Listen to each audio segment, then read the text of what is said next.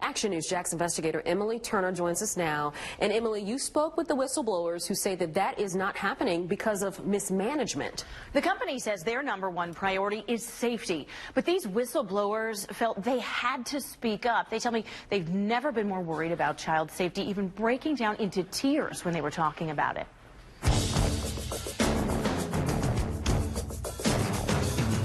They don't care about the students, the unsafe, the unstaffed. No matter how much they preach about how they are for safety and for the children, I absolutely do not believe that is the case. These are 3 employees of Student Transportation of America, or STA, one of 2 companies contracted to drive school buses in Duval County.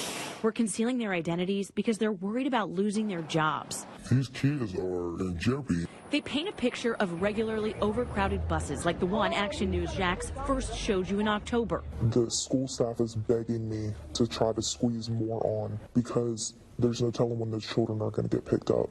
Overcrowding is a violation of state law and a violation of the contract with Duval Schools. So we took the concern to Dennis Gallagher, Vice President of Operations for the Southeast region. That video was shot while the bus was still at the school. He wouldn't give us the surveillance video, but says it shows all the students seated when it left.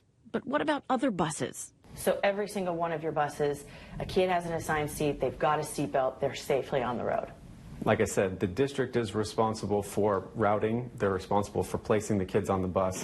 Meanwhile, parents say there are problems before kids ever even get on the bus. Kids waiting at the bus stop, parents. The whistleblowers say STA directed drivers to leave students behind and circle back later to prevent overcrowding. They say every day, hundreds of children are left on the side of the road, sometimes waiting for hours. Earlier, when school first started, a couple of drivers came across the radio, and they still do, saying that they got suspicious cars at their stops. They have the children out there. So it isn't just dangerous. Action News Jax found it violates the company's contract with Duval Schools. Bus drivers are supposed to get students to school 15 minutes before the bell. How often are you later than that? Way later, by a long shot. But Gallagher paints a different picture. So far this year, we're operating at 90% on time. He said he'd provide the paperwork to back up that claim. We're still waiting. Meanwhile, these employees say students are also still waiting every day on multiple routes, and the company has failed to fix it. There's too much. It's so chaotic, and it's ridiculous, and it frustrates me. They can't retain nor hire anyone because the atmosphere is very negative. But according to its contract, STA must, quote, continuously perform at full capacity. Gallagher acknowledges this one is a problem. Driver shortage is the greatest challenge in the industry today. Action News Jax obtained personnel lists that show the company employs about 100 fewer people now than it did 2 years ago. Despite the company's own claim, it's actively recruiting and offering bonuses. I wish you could hear that radio over and over and over and over and over, calling, trying to get routes covered. They don't care. Long as the children get to school, when they do get to school, they don't care. STA wrote me last night saying that, quote, the on-time rate is a number that we calculate at set times during the year using several different data points. But again, they didn't give me the data, so I asked again and was told just this evening they can't provide it. Emily, is there anything that the school district can do to enforce the contract? The short answer is yes. They can withhold payment for some of these violations. They can declare an emergency situation, and they can even end the contract. I found the district, though, is only doing one of those things, and I will have that story tomorrow evening. Yeah, that's a whole other story. Oh, there are plenty more. Yeah. All right, Emily. Thank you. Thank you.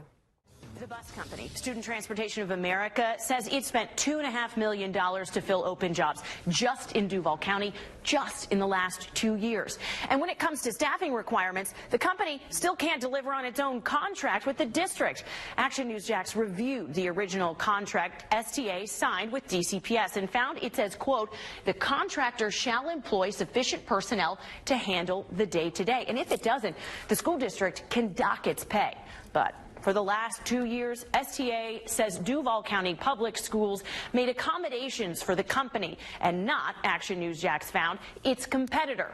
STA's own VP of Operations told me the amendment removes the financial penalty for falling short on staffing levels as long as the company spends that money on advertising, recruitment, and retention. Well, in those 2 years, that's about $2.5 million, STA tells me they would have had to pay but didn't. I asked STA for an accounting of that money, and what they sent adds up to about $2.7 million, and yet they tell me they are still 50 driver jobs short, jobs they need to fill. But you still have the problem. Why? The driver shortage exists nationwide, not just here in Duval County. But with enough incentive, you should be able to get people in the door, right? Right, but every company that we have to compete against is offering strong wages, strong sign-on incentives, just the way we are. To be fair, STA says it has added about 75 new drivers since August 1 of this year, again, with those 50 more drivers to add. As a comparison, though, Durham School Services, who carries 25% of Duval students, does not have that allowance in its contract and only has one driver job open on its website. For local coverage you can count on, in the studio, Emily Turner, Action News Jax. Action News Jax investigator Emily Turner is fact-checking the company on those claims. That's right. In an on-camera interview, a VP with Student Transportation of America told me the company is 90% or better on time. But when I asked for the data to back that up twice, the company couldn't provide it. So we pulled the records and we talked to an expert about how reliable that number and their timing really is. The county's biggest school bus company has an equally large claim, a near-perfect track record for on-time arrivals. So far this year, we're operating at 90% on time, north of 90% on time. But whether it's parents, this morning was 45 minutes late, or students, what about the kids that can't get to school? Even the district's own bus delay website all paint a very different picture. I asked, but Student Transportation of America told me they can't provide the data to back up its self-reported rate. But records we pulled from the district show STA has been charged more than $100,000 by DCPS for untimely service just this year. You said you operate at what percent on time? 90%. How is that even possible? When we couldn't get answers from STA, we asked Richard Carr, a transportation expert. He has more than 40 years in the industry as a private contractor and a special agent for the Motor Carrier Safety Administration. He says a reasonable range for on-time rates would be more like 75 to 85% on time. For an industry that's facing the shortage of drivers, and that's short 50 drivers, does 90% seem like it's really attainable? No, it doesn't. With a shortage of drivers, I would just find that difficult to accept. As a frame of reference, we checked, and JTA's on-time rate is 78%. I also asked our surrounding school districts' on-time rates as a comparison. Unlike Duval, though, Clay, Nassau, and St. Johns counties all run their own buses rather than contracting a company. And we're working to get those on-time rates to you, but of course it's a holiday week, so that's going to take some time. We did put in, though, for an interview request with the district to delve further into these details, these issues, and more. We are working on a time to sit down and make that happen. For local coverage you can count on, Emily Turner, Action News Jax. You talked to a mother who says her students' civil rights are being violated. Yeah, she says that it's not just the bus company. She says it also has to do with the district. Both of them, she says, are to blame. 12-year-old Jamarcus can't talk. He needs a feeding tube to eat and has a strict schedule for medicines. His single mom, Shanika Hunt, relies on the bus to get him to and from school because she works. But this year, she says she can only count on it being late. Been going on repeatedly every day, every morning, every afternoon, and it's like, come on, what you guys gonna do? On this day, it showed up more than an hour after dismissal, so she had to figure out how to get him herself. If the bus is late in the morning, he stays at his medical daycare. Over the school year, she says Jamarcus has missed out on therapies, peer interaction, and instruction, all because the bus company, Student Transportation of America, couldn't get him there on time. As a medically fragile child, she says it could be worse. So safety risk and a health risk, because they can sit like in the afternoons, they can have a seizure. waiting on the bus. If they not have got their medications on time, they're waiting on the bus, anything can happen. It's scary.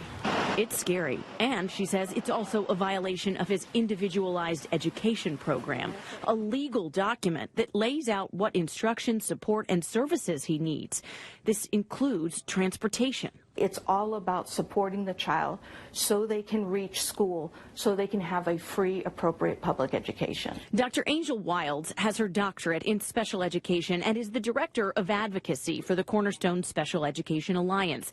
She says consistently late buses create a serious problem for special needs students and break the law. It's a violation of their free, appropriate public education. It's a violation of Section 504. It can be a violation of Title II and a violation of the Individuals with Disabilities Education Act. We've been telling you about issues with Student Transportation of America for weeks. The company and the district itself blame a shortage of bus drivers for its problems. But Dr. Wilds says those problems don't matter when it comes to delivering on the education of special needs students. When they're not fulfilling the contract, what is the district to do? Well, you have to find another way. Action News Jax found there are provisions in the district's contract that allow it to find another provider and do the job. An STA would have to pay for it. But the district hasn't done that. And Shanika says the problem just keeps happening. Fed up, she says. She's now taking her complaints to the State Board of Education and the Office of Civil Rights. I just need someone to take full accountability of the issue because something has to be done. And our investigation found that this is a problem that could affect every single student at Jamarcus's school. Every single student at Mount Hermon has an individual education program. And if they take the bus, they all have those transportation requirements that may or may not be happening. And these are some strong concerns. Why hasn't the district taken stronger action? And that's a great question. That's very much the question that all of these parents have. And I also have asked that question. Tomorrow, however, I'm hoping to get an answer. I'll be sitting down with the Assistant Superintendent of Operations who's over transportation. Hopefully, we'll be able to figure this out. I discovered potential civil rights violations, safety concerns, and more. So I asked the district where the buck stops. And the answer is a lot costlier than just $1. Just understand that it's not acceptable. Tonight, the district is echoing the sentiments we've been hearing from teachers, students, and parents for months. They should be safe riding the bus home, not worrying about all these students on the bus. I have no words to describe them at this time because it's just that bad. They are fed up with problems caused by buses, specifically Duval School's biggest bus company, Student Transportation of America, or STA. STA carries about 95,000 students to and from school every day, or 75% of the student population. We've talked to whistleblowers for the company about safety concerns. These kids are in jeopardy. Transportation experts about bus delays. Does 90% seem like it's really attainable? No, it doesn't. And special education advocates about the violation of students' civil rights. It's a violation of their free, appropriate public education. Student Transportation of America has been quick to place the blame elsewhere. Driver shortage is the greatest challenge in the industry today. But now the district is saying enough is enough. Obviously, if a company performs and can't get adequate staffing, at some point it is their fault, and they need to take, obviously, be accountable for it. And that accountability comes with a hefty price tag. I pulled the list of every performance guarantee, a fine of sorts. The district has assessed Student Transportation of America for its failures. Since July, the company has racked up more than $2 million for multiple violations of its contract. Thanks to a contract amendment, though, STA won't be assessed for the staffing shortage violations as long as it funnels that money back into hiring. But it will be docked about $1.5 million for the others and be put on notice for future jobs. The fact that we can't get children home, in a timely manner for every child, every school is not acceptable. It's only going to continue at this pace for the rest of the year if performance doesn't improve. There is an allowance in the contract for DCPS to essentially fire STA and hire somebody else on STA's dime. Now, the district says they haven't done that because there are very few contractors out there who have enough buses for 95,000 students lying around ready to go. So for now, it'll just keep docking the company's pay and hope that financial incentive is enough to make changes.